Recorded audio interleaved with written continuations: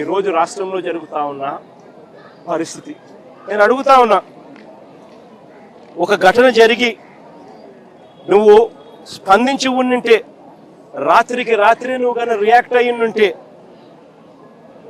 కనీసం 5-6 మంది కనీసం బతుకుంటారు అని చెప్పి తెలిసి ఉన్నా కూడా ఆశ్చర్యం కలిగించే విషయంగా ఇక్కడ నుంచి కేవలం 10 కిలోమీటర్ ఇక్కడ నుంచి 10 మైళ్ళ దూరంలోనే ఘటన జరిగింది అన్న సంగతి తేటతెల్లంగా తెలుస్తా ఉన్నా కూడా అందరూ ఇక్కడే ఉన్న సమాచారం పూర్తిగా తెలిసి ఉన్న స్పందన లేక ప్రాణ నష్టం జరిగితే వీళ్ళు స్పందించింది ఏమిటో తెలుసా? వీళ్ళు ఇచ్చేది ఏం తెలుసా? ముస్టేసినట్టు ఎక్స్గ్రేషియా కింద 10 లక్షల రూపాయలు 5 లక్షల రూపాయలు మేము ఇచ్చినాము అని చెప్పి సంకలు గుద్దుకుంటా ఉన్నారు. అసలు ఇదే 10 లక్షల రూపాయలు చంద్రబాబు నాయుడు గవర్నమెంట్లో అధికారంలో ఉన్నప్పుడు ఇంతకుముందు ఎవరైనా మత్స్యకారులు చనిపోతే ఎక్స్గ్రేషియా కింద కేవలం 5 లక్షలు మాత్రమే ఇచ్చేవాళ్ళు. అట్లాంటిది వైఎస్ఆర్సీపీ అంటే మా ప్రభుత్వం వచ్చిన తర్వాత 5 లక్షలు 10 లక్షలు మేము పంచినాం. అంటే ఎవరు చనిపోయినా కూడా, వేటకు వెళ్ళి ఎవరు చనిపోయినా కూడా ఆ మత్స్యకారుల కుటుంబం ఆవేదనకు లోనవుతుంది. వాళ్ళ కుటుంబాన్ని చూసుకునేవాడు ఎవడు ఉండడు. ఆ కుటుంబానికి అండగా ఉండాలని చెప్పి మానవతా దృక్పథంతో ఆ రోజు మా ప్రభుత్వం అంటే వైఎస్ఆర్సీపీ ప్రభుత్వ హయాంలో 5 లక్షలు 10 లక్షలు పెంచింది.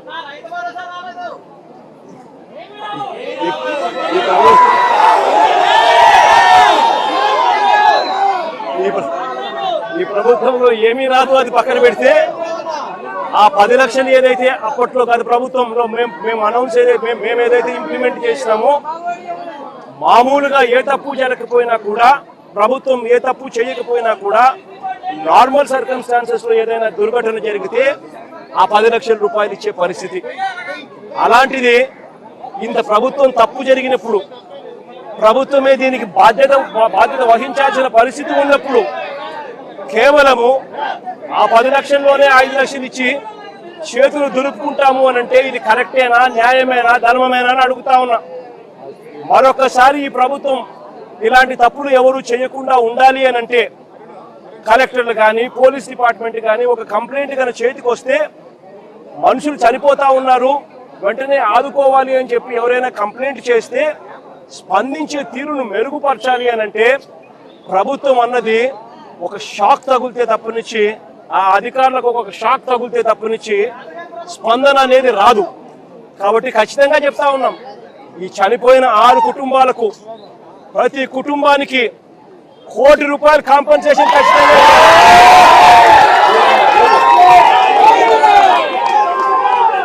చిన్న బాధిత కుటుంబంతో కలిపి 7 మందికి ఖచ్చితంగా ₹1 కోటి ప్రతి ఒక్కరికి ఇచ్చే కార్యక్రమం జరగాల.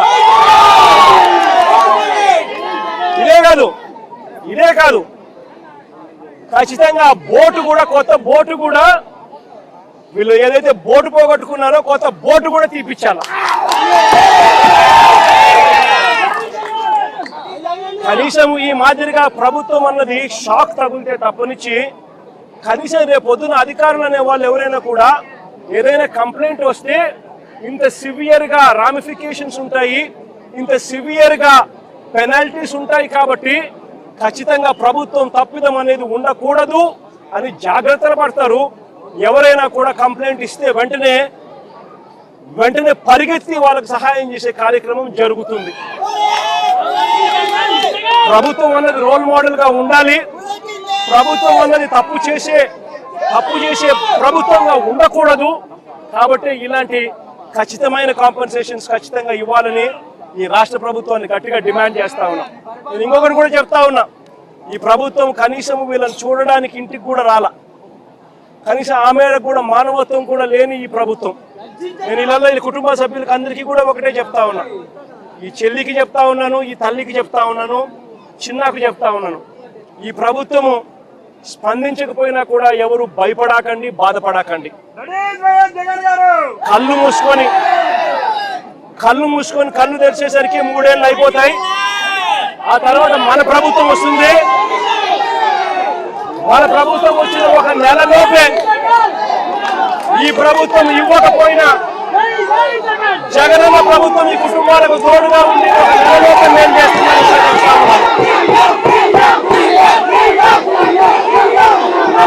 నాది బాధ్యత.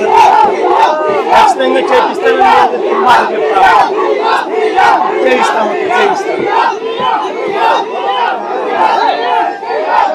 ఈ రాష్ట్ర ప్రభుత్వం నిజంగా ఎంత దారుణంగా ఉంది అని అంటే, నిజంగా ఈ రాష్ట్ర ప్రభుత్వం ఎంత దారుణంగా స్పందిస్తా ఉంది అని అంటే, నేను కొన్ని ఉదాహరణలు చెప్తాను. ఒకసారి గత ప్రభుత్వానికి అంటే వైఎస్ఆర్సీపీ ప్రభుత్వంలో ఇలాంటి ఘటనలు జరిగినప్పుడు గతంలో వైఎస్ఆర్సీపీ ప్రభుత్వం ఎలా పలికింది, ఇప్పుడు చంద్రబాబు నాయుడు గారి ప్రభుత్వం ఎలా పలుకుతా ఉంది అని ప్రతి మత్స్యకార సోదరుడు, ప్రతి మత్స్యకార కుటుంబం, ప్రతి పేదవాడు కూడా ఆలోచన చేయాలి.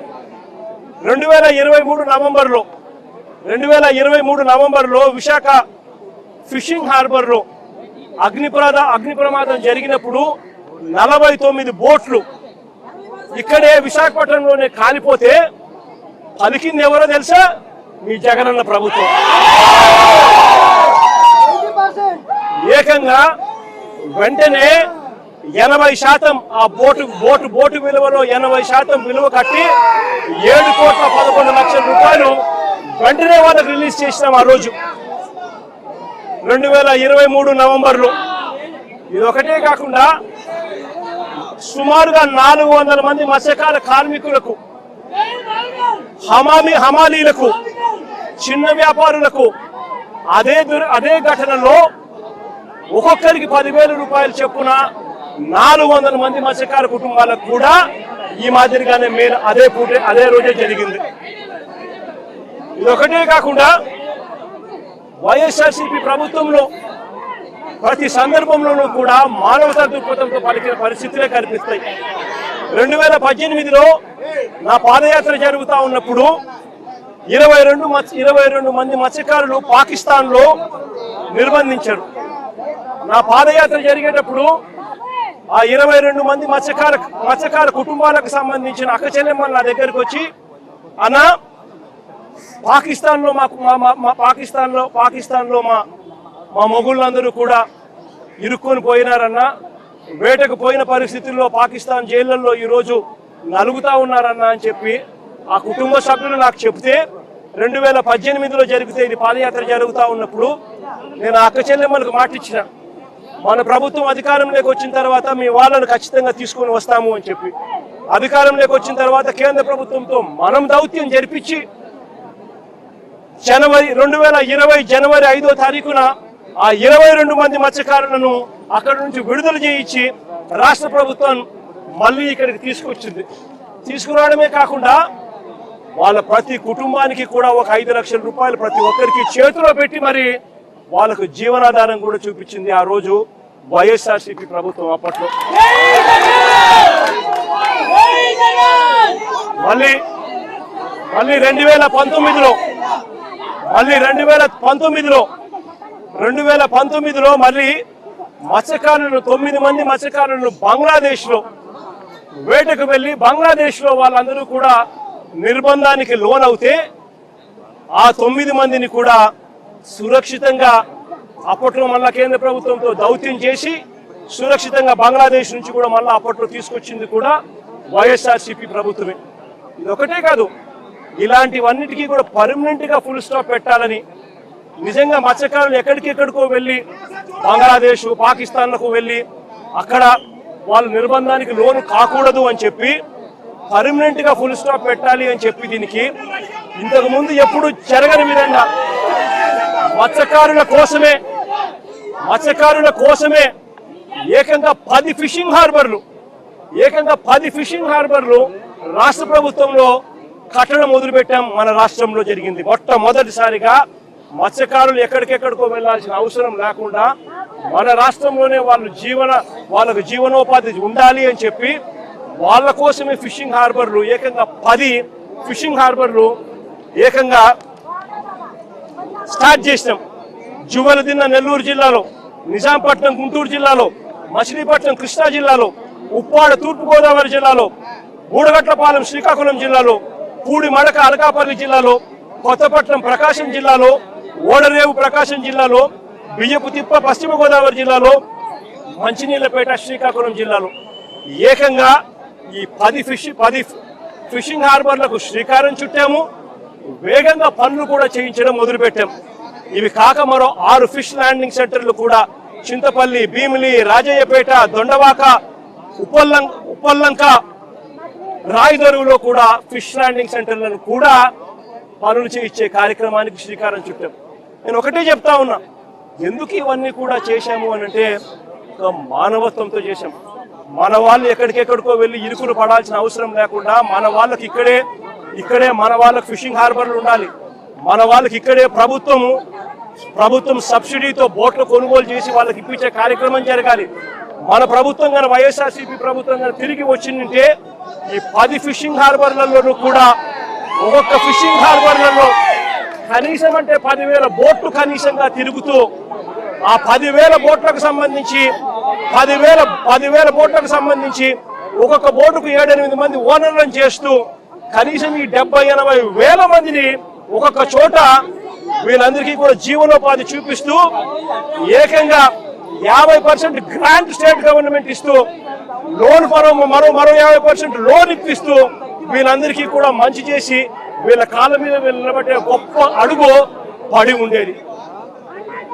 రాష్ట్ర ప్రభుత్వం నిజంగా మారింది. ఈరోజు జరుగుతూ ఉన్నది ఏంటంటే ఫిషింగ్ హార్బర్లు మనం ఎవరైతే మత్స్యకారుల కోసం మనం కట్టించాలని మనం అనుకుంటే ఆ ఫిషింగ్ హార్బర్లు ఇవాళ స్కాములు చేస్తూ అమ్ముతున్నారు. జువెల్దిన్నె ఫిషింగ్ హార్బరు చేపల కోసం పోయే మత్స్యకారులకు బోట్లు కొనిచ్చి ఆ బోట్లను పార్కింగ్ చేసే దానికోసం ఆ హార్బర్ను వాడాల్సిన చోట ప్రైవేటుకు చంద్రబాబు నాయుడు స్కాములు చేస్తూ అమ్ముతా ఉన్నాడు. నిజంగా ప్రతి మత్స్యకారు సోదరులు కూడా ఆలోచన చేయాల్సిన అవసరం వచ్చింది. రాష్ట్రంలో ఉన్న ప్రతి పేదవాడు కూడా ఆలోచన చేయాల్సిన పరిస్థితి కూడా ఉంది. నిజంగా ఎంత దారుణంగా ఉంది ప్రభుత్వం అంటే మన ప్రభుత్వంలో మంత్రి సిదిరి అప్పలరాజు మత్స్యకార మంత్రి మన ప్రభుత్వంలో ఈరోజు మత్స్యకారులను చంద్రబాబు నాయుడు ప్రభుత్వం ఎంత దారుణంగా హింసిస్తూ ఉంది అంటే చిన్న ఎగ్జాంపుల్ ఆ సిదిరి అప్పలరాజు కథ వింటే. సిదిరి అప్పలరాజు కొడుకు 18 ఏళ్ల పిల్లోడు.